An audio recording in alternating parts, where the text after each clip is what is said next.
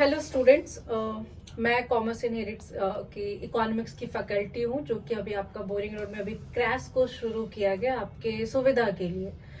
क्योंकि आज आप मेरा इंट्रो क्लास सुनेंगे इकोनॉमिक्स के रिगार्डिंग, तो इकोनॉमिक्स आपका सबसे इम्पोर्टेंट पेपर होता है आपका सीबीएसई में, क्योंकि 3 पेपर मैं बता रही हूँ, अकाउंट्स, इकोनॉमिक्स और बीएसटी।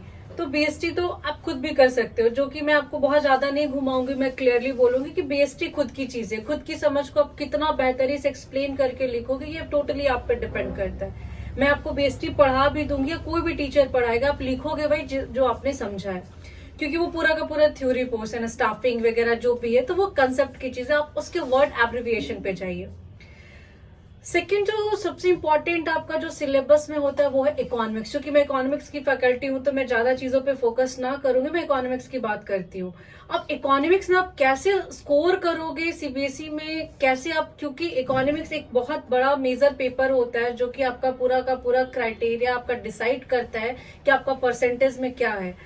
अगर आप अकाउंट्स या इकोनॉमिक्स में, चूंकि सबसे ज्यादा बच्चे जो फंसते हैं वो इकोनॉमिक्स में फंसते हैं, दैट्स वन रीजन कि आज भी आप, चूंकि आप 12th में, तो अभी आप बाहर की दुनिया नहीं देखे, आज हर लोग इकोनॉमिक्स की बात करता है, इकोनॉमी की बात करता है। तो जो भी आप सीबीएसई का मॉडल पेपर भी बना रहे होंगे, आप चीजें डायरेक्ट पढ़े होंगे, बट जब आप मॉडल पेपर बनाने चाहिए तो वही चीजों को उसमें मॉडिफाई करके दिया हुआ है, और आप खुद ही सोचिएगा कि अरे यार, ये तो मैंने पढ़ा ही नहीं था। चीजें वही है, बस उसको मॉडिफाई कर दिया गया। जैसे आपका एक सबसे इंपॉर्टेंट चैप्टर आपका नेशनल इनकम है, जो कि सबसे ज्यादा सीबीएसई का स्कोरिंग पेपर है। अगर जिस बच्चे ने नेशनल इनकम अच्छे से कर लिया, जस्ट उसमें एक न्यूमेरिकल बनाइए और कुछ 2-3 डेफिनेशन देखने होते हैं, क्योंकि 8 मार्क्स या 6 मार्क्स का आपका न्यूमेरिकल होता है। और न्यूमेरिकल में भी बस इतना आप ध्यान दे के चलिए कि कौन सी चीजें तीनों मेथड में ऐड होती है और कौन सी चीजें नहीं ऐड होती है। आपका 3 मेथड है नेशनल में। फिर अगर हम दूसरा पेपर की बात करते हैं, तो दूसरा पेपर आपका आता है इंडियन इकोनॉमी। इंडियन इकोनॉमी अपने आप में बहुत वास्ट है, क्योंकि पूरे देश की इकोनॉमी की जब बात करते हैं तो इसको आप लोग बहुत हल्के में मत लीजिएगा। क्योंकि जब मैं सिंपल सा सवाल करती हूँ हर बच्चों से कि what do mean by poverty, आपके पास समझ में, आपको मैं कहूँ कि आप 4 लाइन पॉवर्टी के बारे में लिखिएगा, आप नहीं लिख पाइएगा। आप लिखिएगा कि हाँ पॉवर्टी ये है, पॉवर्टी वो, बट जो साइंटिफिक, जो इकोनॉमिक्स के टर्म्स में पूछा जाएगा, वो आप जवाब नहीं दे पाइएगा। तो जब तक आपके पास इकोनॉमिक्स के टर्म्स नहीं आएंगे, एब्रिविएशंस नहीं आएंगे, तब तक आप स्कोर नहीं कर पाइएगा। तो आप अब इकोनॉमिक्स के टर्म्स पे जाइए, आप अपनी वोकैब को, इकोनॉमिक्स के वोकैब को मजबूत करिए। अब आप भी जो भी इकोनॉमिक्स पढ़ रहे, बैलेंस ऑफ पेमेंट हुआ, आप बैलेंस ऑफ पेमेंट में करेंट अकाउंट क्या होता है, कैपिटल अकाउंट क्या होता है, तो ये सारे टर्म्स आपको याद करने होंगे। डेबिट किधर होगा, क्रेडिट, चूंकि बैलेंस ऑफ पेमेंट आप कुछ अकाउंट्स के टर्म्स में आपने सीखा होगा। तो मैं बच्चों से यही कहूंगी कि आप जो भी लिखिए, पॉइंट वाइज लिखिए, मैक्रो के सिलेबस में याद रखिए, आप जरूर शेड्यूल, डायग्राम, ग्राफ जरूर बनाइए, क्योंकि वही आपका स्कोर करेगा। दूसरी कि आप बहुत ज्यादा भी नई बुक्स को पढ़ने के लिए ना करिए। अब आपके पास समय बहुत कम है, तो आप मॉडल पेपर बनाना शुरू करिए।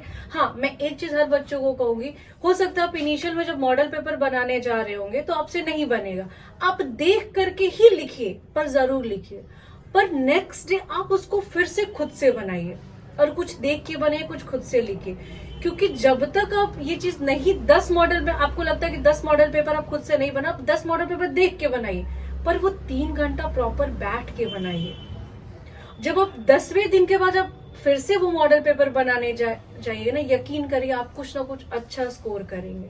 ये एक बहुत बड़ा होता है। और पर डे इकोनॉमिक्स को मैथ्स के जैसा पढ़िए। पर डे आप इकोनॉमिक्स को मैथ्स लाइक कि हर पेपर का आप, हर टॉपिक का 2-2 क्वेश्चन बनाइए बस। जैसे 2 टॉप क्वेश्चन हो गया, मैं बात कर रही हूँ अगर इंडियन इकोनॉमी की, तो बैलेंस ऑफ पेमेंट देखिए, फॉरेन एक्सचेंज देखिए, फॉरेन एक्सचेंज में क्या कहता है। फिर आपका बजट हो गया, बजट के क्या क्या कंपोनेंट्स होते हैं बजट के देखिए। तो पर डे आप जितने चैप्टर्स है ना, बस 2 क्वेश्चन करिए।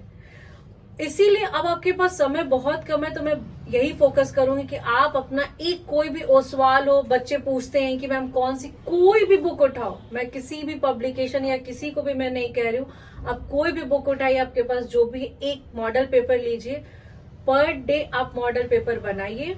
आपका यकीन मानिए अगर आप अभी से करिएगा तो आपके बोर्ड्स तक एक बहुत अच्छा आपके पास एक प्रिपरेशंस हो जाएंगे और आप स्कोर अच्छा करेंगे। बाकी का अगर आपको क्रैश कोर्स करना हो तो आपको जैसा मैंने बताया आपको वीडियो में, डिस्क्रिप्शन में भी दिया हुआ है, आप इंस्टा के पेज पे चले जाइएगा, उसमें आपको लिंक दिया हुआ है। बाकी आप कॉमर्स इनहेरिट में आइए, आपको शायद चीजें जो मैं बता पा रही हूँ, अगर शायद फिजिकल अपीयरेंस ज्यादा मैटर करता है तो आप आइए, एक बार आप विजिट करना है विजिट करिए, क्योंकि क्रैश कोर्स ना तो हमारे पास, हम नहीं चाहेंगे कि बच्चों का बहुत ज्यादा समय जाया हो, क्योंकि क्रैश कोर्स का मतलब होता है बहुत शॉर्ट ड्यूरेशन में आपने जो चीजों को पढ़ा उसको एक सिंक्रोनाइज करना।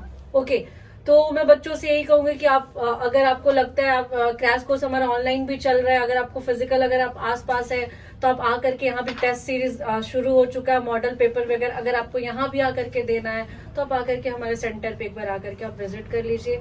बाकी के बच्चे, कंटिन्यूटी बहुत ज्यादा जरूरी है लाइफ में, कंटिन्यूटी रखिए पढ़ाई में, और अभी से कंटिन्यूटी बहुत ज्यादा जरूरी है क्योंकि आपके पास समय अब कम है। दिसंबर आपका बहुत सारे सेलिब्रेशंस में चले जाते हैं, जनवरी हमारे पास वैसे ही सेलिब्रेशंस होते हैं। तो बाकी का मैं ज्यादा कुछ नहीं कहूंगी, करना आपको है, फोकस आपको करना है, मैं बहुत ज्यादा लेक्चर नहीं दूंगी।